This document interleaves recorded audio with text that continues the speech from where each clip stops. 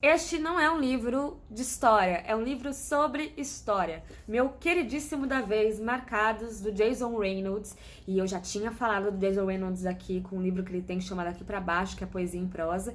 Já tava super ligadíssima com o que este homem ia falar, tinha pra dizer. E aí ele traz esse livro, que na verdade é uma adaptação de um livro do Ibram X. Kendi. E que o Jason Reynolds traz com uma adaptação de linguagem mesmo. Ele fala com a gente, é muito doido, assim, ele fala...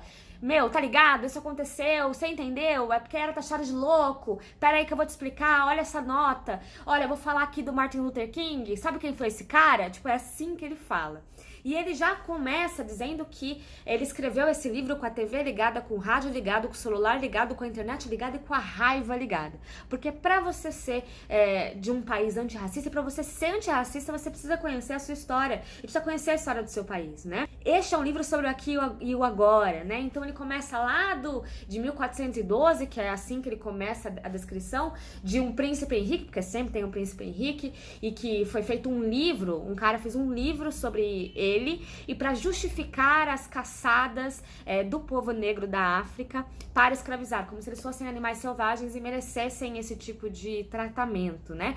E desde isso, e esse livro fez muito sucesso, até a teoria de Aristóteles de que o continente africano era um continente muito quente, por isso a cor de pele mudava, ou das almas ruins que existiam dentro do povo negro, o diabo negro, a alma negra, a ausência de alma, e por isso são pessoas selvagens, né? E que não poderiam ser outras coisas a não ser escravizados, né? E toda essa concepção que vai indo e que continua até os tempos atuais, sacou? E que não mudou nada. E que pessoas que passaram por esse interim com absolutamente com uma tentativa de lutar. Então, Angela Davis, Malcolm X, Martin Luther King, toda a história deles e o que eles passaram, né? E Angela Davis ainda passando nos tempos atuais. É muito louco a teoria de que existe um Adão diferente, que é esse Adão que fez o povo negro, sabe assim? Dentro dessa teoria da religião. E aí ele é um narrador, gente, que tira muito sarro, né? Então tem um capítulo, por exemplo, que ele fala, ó, uma breve recapitulação das ideias racistas que falamos até aqui.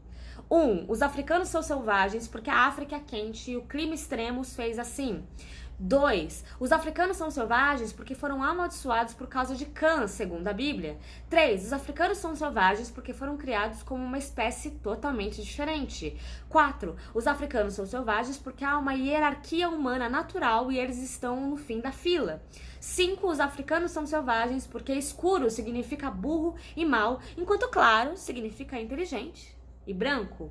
6. Os africanos são selvagens porque a escravidão os fez ser assim. E 7. Os africanos são selvagens. Fim, né? Nota, vocês vão ver essas ideias se repetindo várias vezes no decorrer deste livro, mas esse não é um bom motivo para parar de ler, então nem tenta. Isso já tá aqui. E aí a gente vai vendo também, né? E aí é o que é interessante. 7. Volta do intervalo. Os africanos não são selvagens. Essas concepções, né, que vão sendo repetidas de fato, e aí você fica pensando, como que em 2021 a gente tá com uma teoria de 1412? Não faz sentido. E ao mesmo tempo uma galera tem essa teoria até hoje, por vários que sejam os motivos. E cabe a gente, entendendo essas histórias, entendendo da onde elas surgiram, até teorias, gente, que parecem ser ok, mas quando a gente vai aprofundar a gente percebe que, calma. Por exemplo, uma teoria que nem parece tão ok assim, mas é um exemplo que vem na minha cabeça, de que ele falou, né, de que a escravidão que fez o povo negro ser inferior. Só que aí isso parte de um pressuposto terrível de que quem estava lá sendo escravizado não fez nada para mudar a sua situação, né? Mas é que não dava. Por quê? Porque a gente parte de uma base que não é a mesma base do povo branco, que teve outras coisas. E, cara, é muito louco porque tem muitos paralelos com o Brasil. E com as teorias, por exemplo, os naturalistas, eu tenho falado muito sobre isso aqui no canal, as teorias lá no século XIX, né, que pressupunham até um racismo científico, embasado na ciência, para justificar por que o povo negro era inferior. Para quem tiver estômago, eu convido a procurar no Google determinismo biológico. E aí vocês vão ver algumas análises de alguns cientistas da época analisando os crânios de, por exemplo, pessoas vindas do continente africano e de pessoas vindas da Europa, que para eles o crânio era diferente. Dentro dessa base, a gente tem a antropologia criminal. Vocês já ouviram falar disso?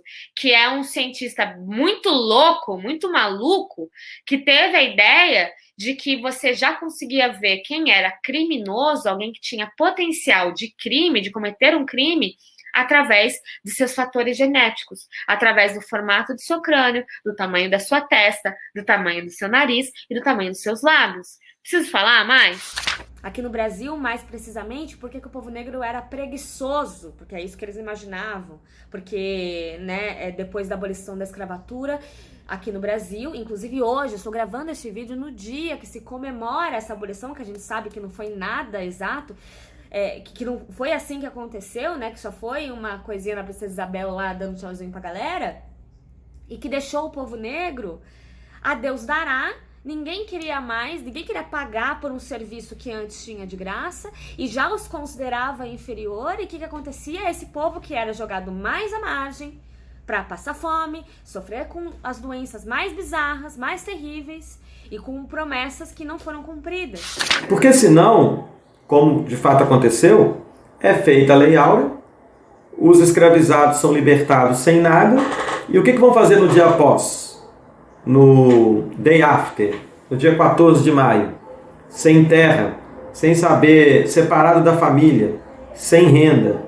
Aí é a mendicância, ou então o trabalho para a elite branca, mal remunerado, um trabalho que não é reconhecido, então essa população continua a ser humilhada.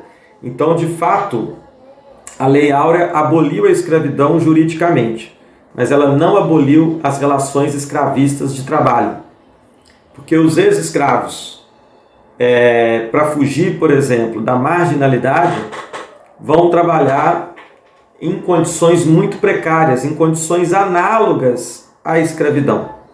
Porque não tem para onde ir. Então os que foram para as cidades foram morar nas favelas, que são os novos quilombos, né, os quilombos urbanos, como por exemplo o Jacarezinho, muitos consideram um quilombo urbano no Rio de Janeiro.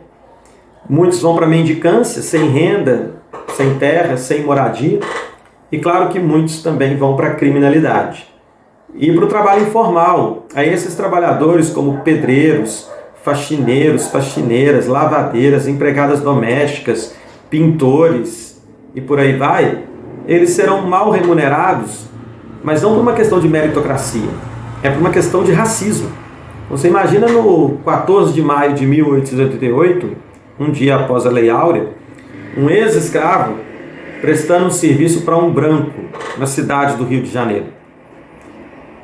Depois que ele termina o seu dia de trabalho, esse ex-escravo dá o preço, provavelmente o branco vai falar para ele o seguinte: peraí, você era escravo ontem e agora me cobra isso, eu vou te pagar metade. E outra coisa, ele vai dizendo, ele vai contando de que essa teoria, a questão da escravidão e do racismo, que tá na nossa sociedade costurado na gente, é porque dava poder, é porque dava dinheiro. Pro povo que escravizava, pros donos das terras que escravizavam a galera, dava dinheiro. Aí lá nos Estados Unidos a questão do tabaco, o café, tudo que foi feito era bom para eles, entendeu? Para esse povo ganhar dinheiro. Então é óbvio que a escravidão e que o racismo ia ser defendido com unhas e dentes. Porque quem tem dinheiro é que sabe defender melhor as coisas, né? Quem tem dinheiro é que vai lá na frente tentar fazer mudança. E que vai ser escutado, acho que mais do que isso. Porque mesmo quem não tem dinheiro, que tenta fazer mudança, é silenciado. Não consegue respirar. Mas quem tem dinheiro consegue respirar e é quem a gente dá valor, é quem a gente dá abertura pra falar. É quem a gente escuta a voz. E não é dar voz pra quem precisa dar voz, porque todo mundo tem voz, é a gente escutar. Acho que é isso que falta. Falta a gente escutar, falta a gente ler, né? Essa compreensão que nos falta. E até os livros que foram... Eu até anotei isso, gente. Os livros que foram no decorrer da história dos Estados Unidos essenciais tanto no sentido negativo quanto no sentido positivo, eu anotei aqui, ó, são mais de 10 livros.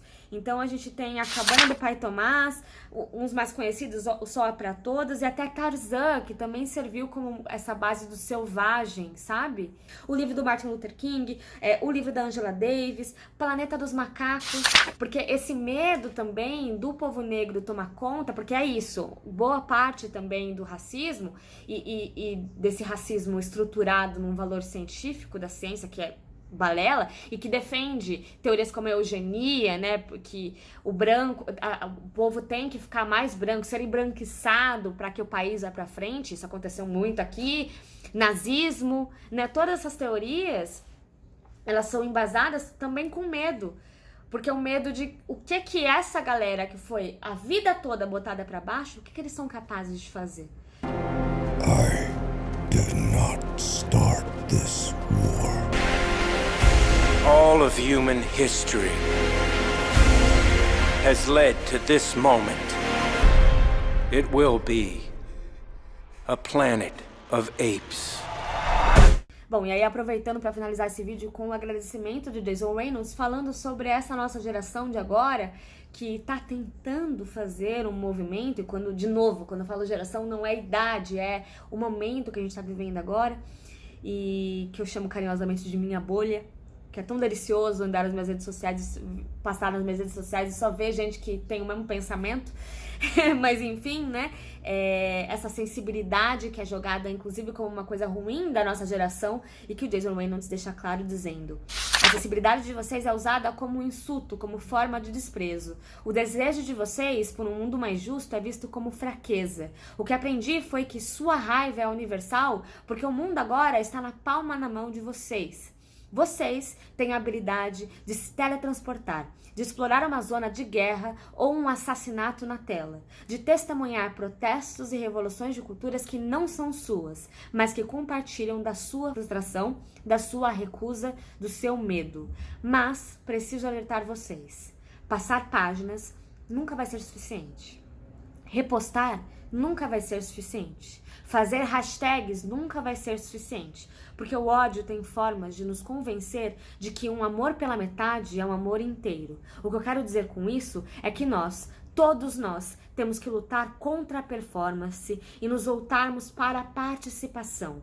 Temos de ser participantes, pessoas ativas. Temos de ser mais do que espectadores, confortavelmente sentados nas arquibancadas da moralidade, gritando errado. Isso é muito fácil. Em vez disso, temos de jogar em campo, na quadra, em nossas salas de aula e comunidades, tentando fazer o certo, porque precisamos agarrar o ódio com a mão inteira, com as duas mãos, não só com os dedões que a gente usa para digitar ou o indicador para rolar a tela. Mas preciso alertar vocês de mais uma coisa: nós não podemos atacar algo que não conhecemos. É perigoso e bobo. Seria algo como tentar cortar uma árvore estando em cima dela. Se a gente sabe como a árvore funciona, se sabemos que é no tronco e nas raízes onde mora seu poder e como a gravidade está a nosso favor, nós podemos atacar cada um de nós com pequenos machados e daí mudar a cara da floresta.